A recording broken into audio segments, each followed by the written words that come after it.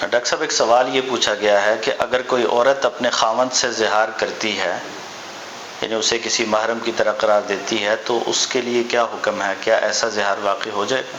الحمدللہ والصلاۃ والسلام علی رسول اللہ، اما بعد۔ زہار خاوند کی طرف سے ہوتا ہے، بیگم کی طرف سے نہیں۔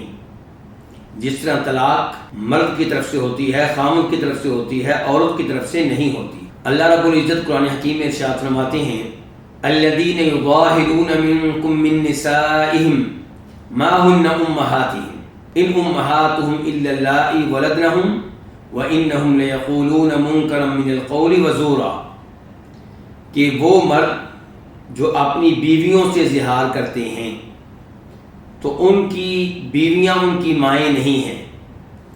مرد زہار کرتے ہوئے کیا کہے گا؟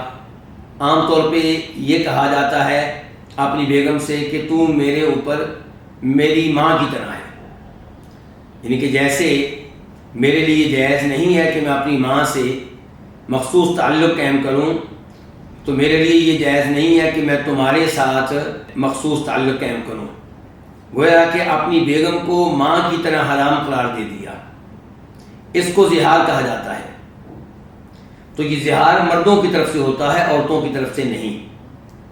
اگر کوئی عورت زہار کرتی ہے، مثال کے طور پہ وہ اپنے خاوند سے کہتی ہے کہ تو میرے لیے ایسے ہے جیسے میرا باپ ہے، یعنی کہ جیسے میرے لیے جائز نہیں ہے کہ میں اپنے باپ سے تعلق قائم کروں، ایسے ہی میرے لیے یہ جائز نہیں کہ میں تمہارے ساتھ تعلق قائم کروں، تو اس کو زہار نہیں کہا جائے گا، بلکہ یہ کہا جائے گا کہ اس نے اپنے خامند کو اپنے اوپر حرام کر لیا ہے۔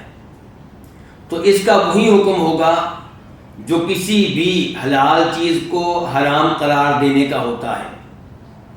اللہ تعالیٰ فرماتے ہیں یا ایھا النبی لم تحرم ما احل اللہ لک، اے نبی آپ ان چیزوں کو کیوں حرام قرار دیتے ہیں جو اللہ نے آپ کے لیے حلال کر دی ہیں۔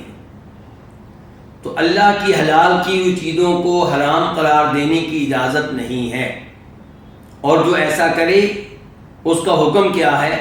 اللہ تعالیٰ فرماتے ہیں قد فرض اللہ لکم تحلۃ ایمانکم، جس چیز کو آپ نے حرام قرار دیا ہے وہ آپ کے لیے حلال ہے، اور آپ نے اس کو حرام قرار دے کر غلطی کی ہے، اس لیے آپ قسم کا کفارہ ادا کریں۔